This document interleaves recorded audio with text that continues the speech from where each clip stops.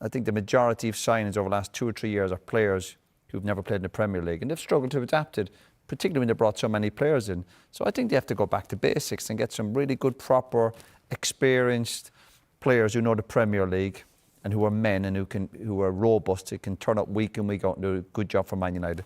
I don't necessarily mean challenge for obviously league titles, but get Man United back up the table and competing every week. Sorry, Roy, what do you mean by men? Because Chelsea have qualified for the Champions League with one of the youngest teams we've ever seen in the Premier League, average age of 24. Yeah. What's your point? So when you're saying, man, are you talking about age and experience? What do you mean by that? People who know the Premier League. We'll get back to Keano in just a quick second, but remember, if you like this video, please like, share and subscribe, and don't forget to click the notification button so that you know when the next Big D video hits. And as ever, if something is on your mind, if something is bubbling up inside of you that you need to express, please express it in the comments. The Big D reads all of the comments, and he's always interested in what is on your mind. Anyway, in this clip, Roy Keane is going to be giving his brutal advice for Manchester United in what they need to do next season to improve. Because, as he says in the clip, it can't get any worse, can it? It can always be worse. But anyway, here's Roy. Stick around for after the clip because the Big D is going to be giving his thoughts on what Man United need to do next season to improve and whether or not he agrees with Roy or not. Here is our illustrious captain. Manchester United have had, well, arguably the worst season than Spurs, despite finishing higher because there was no trophy for Ruben Amorim's side. Interesting to hear what he had to say after the game. Beaten Villa by 2-0, finishing 15th in the table. And he did speak to the fans after the game. And he said, after this disaster season, I want to tell you, the good days are coming. If there is one club that has proven in the past they can overcome any situation, any disaster, it is our club. It is Manchester United. Well, are you inspired by those words? Oh, I'm not sure about inspired, but it can't be any worse next year, can they? You know, they can't be any worse. They'll have to improve. There's obviously a few players' contracts up who will leave. We go back to recruitment. They certainly need to get players in who know, I think, the Premier League. I think the majority of signings over the last 2 or 3 years are players who've never played in the Premier League, and they've struggled to adapt it, particularly when they brought so many players in. So I think they have to go back to basics and get some really good, proper, experienced players who know the Premier League and who are men and who are robust, who can turn up week in, week out and do a good job for Man United.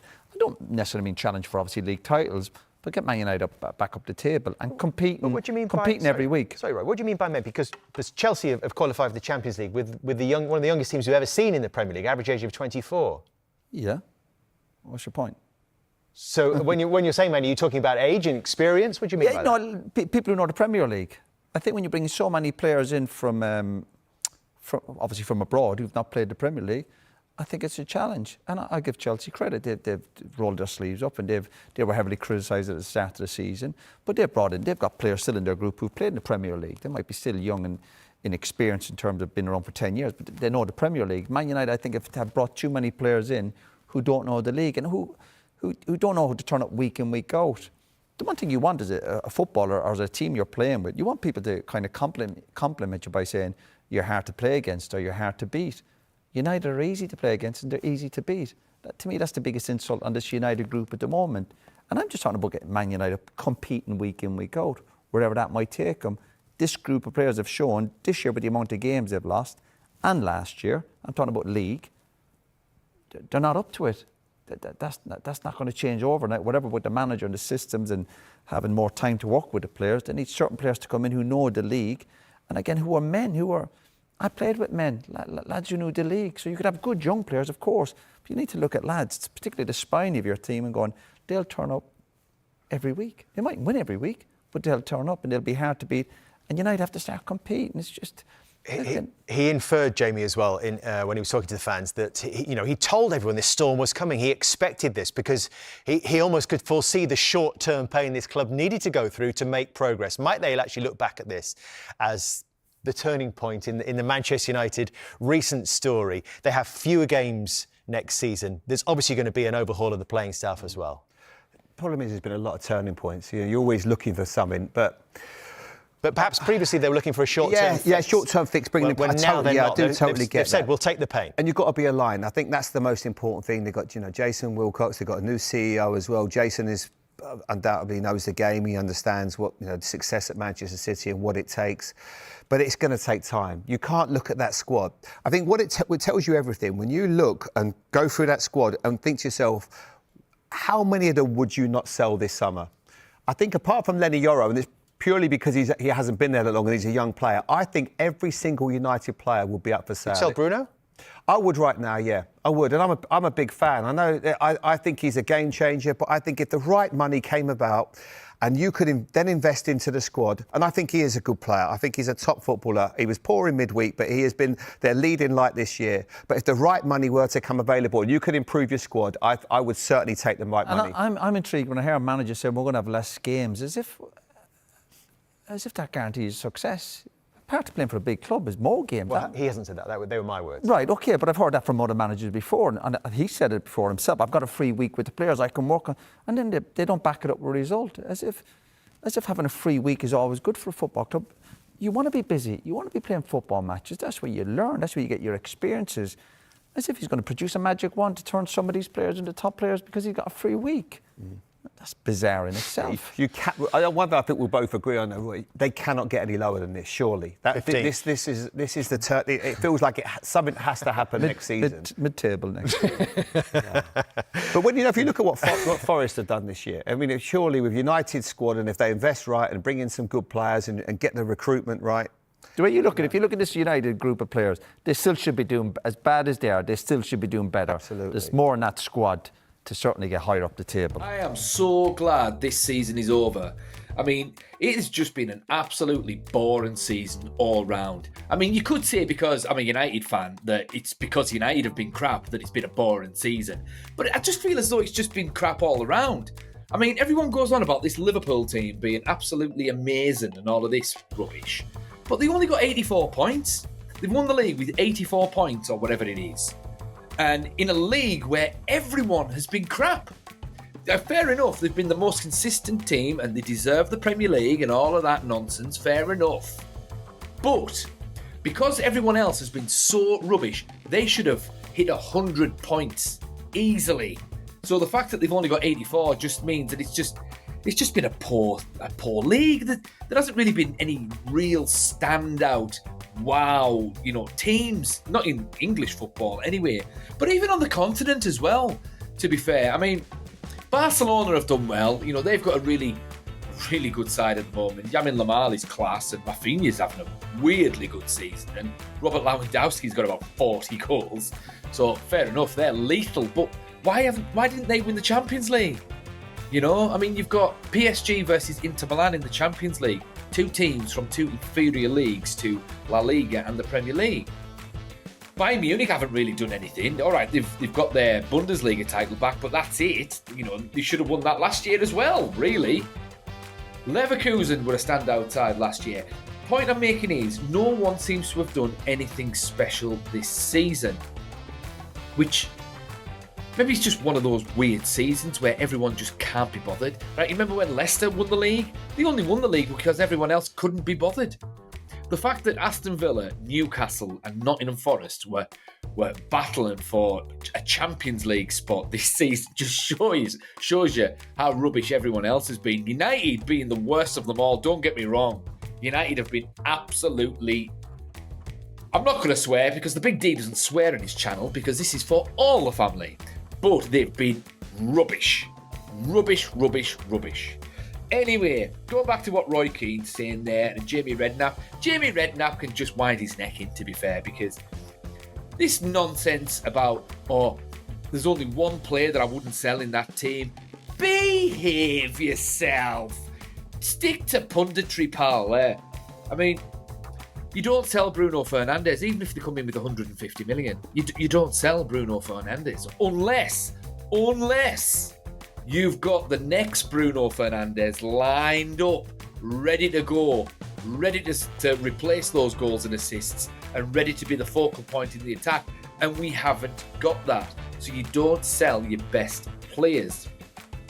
You build on what you've already got. Now, I do appreciate that a lot of players do need to leave. Eriksen is going. Lindelof is going. Fair enough. I think Onana should go, to be fair. Bayinda had a shocker today. He was lucky the ref blew that whistle for that Aston Villa disallowed goal, because that was just stupid. He should have just picked it up, so that's fair enough. He should go. Rashford's gone. Sancho's gone. I don't know about Anthony. I mean, he set the world alight over there at Betis. I think he's worth another shout, if I'm perfectly honest. And then, move Mason Mount back into central midfield and bolster that, because he has been exceptionally good in a rubbish Betis team, to be fair. I mean, they're not exactly Barcelona or Real Madrid. Actually, I say rubbish. Let me just check where they are in La Liga. I could be doing them an injustice. I take it back a little bit. They are 6th in La Liga. Fair enough. That is good. Fine. Fair enough. So I do apologise for any Betis fans who might be watching. But the point I'm making is that he's gone to a side that isn't exactly Barcelona or Real Madrid or a Man City or a Bayern Munich, where he's got loads of support. He's gone to a side that's just above mid-table, and he is dominating. Maybe he's one of those players like a Matt Letizia, say, that always thrived in a smaller club, and maybe didn't quite do it on the bigger level. Not saying Matt Letizia couldn't do it at the bigger level. Maybe he could. He probably could. But the point I'm making is some players are better when they are big fishes in small ponds, and maybe that's Anthony. But just on the off chance that he's not, I say give him another shout at Old Trafford. Lord knows we need goals. And to be fair, I mean, his time at United was blighted because he had some personal issues, and also there was a little bit of uncertainty because of the changing in managers and stuff like that. And I think he's had a couple of injuries as well. So the little break away might be a nice little refresher for him. So bring him back, give him a go. Why not? See what happens. And then if it doesn't work out, send him on loan again next January transfer window and then sell him. I think that's fair. Because we could do with a player that scores the kind of goals that he's been scoring for Betis next season. Anyway, selling everyone? No. We need to add to the squad. I think the squad that he's got now, aside from the players that are leaving and aside from the players that are still currently out on loan, I think that's a good solid foundation with which to build on. Unfortunately, they didn't quite click quick enough to do anything in the league. So it's just a weird situation that I've gone into in other videos. I'm not going to go in again on this one. But I will keep Casemiro. I think he's done really well lately. Mason Mount's going nowhere because he's been injured for so long, so no one's going to take a punt on him. Maybe send him out on loan, perhaps, but I very much doubt that.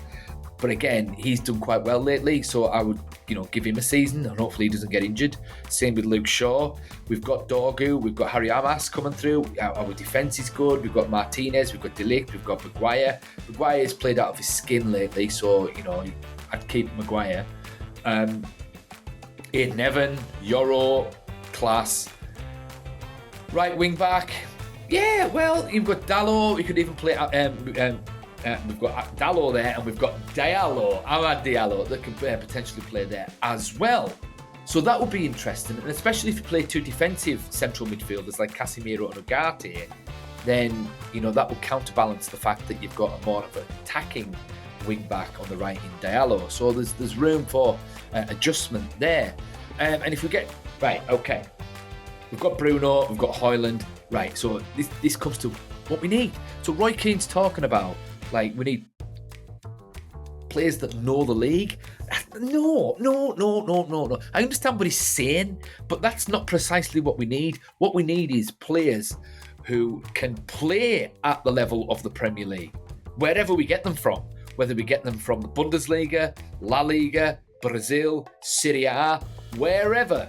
Portugal, doesn't matter, as long as they have the required talent and work ethic, and I agree, robustness to play week in, week out in the Premier League. That's what we need. That's it. Cunha, he's a proven Premier League player. Great, get him in.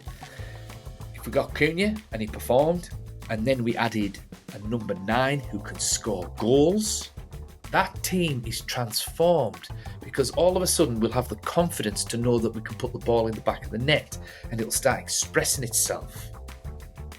One man doesn't make a difference. Sorry, let me take that back. One man doesn't make a team, but one man does and can and will make a difference. Stick a number 9 in that side and it transforms everything. Add a number 10 in Cunha.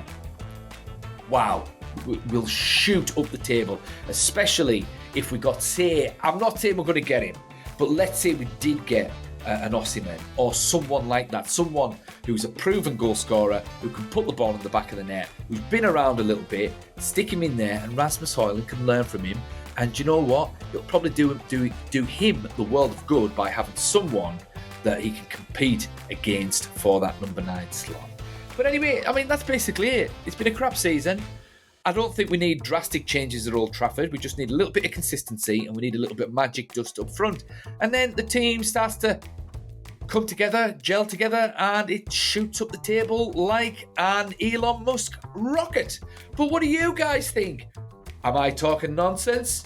If I am, tell me, throw it in the comments. I can take it. I don't have a glass jaw. Thoughts in the comments, and the Big D will see you in the next one.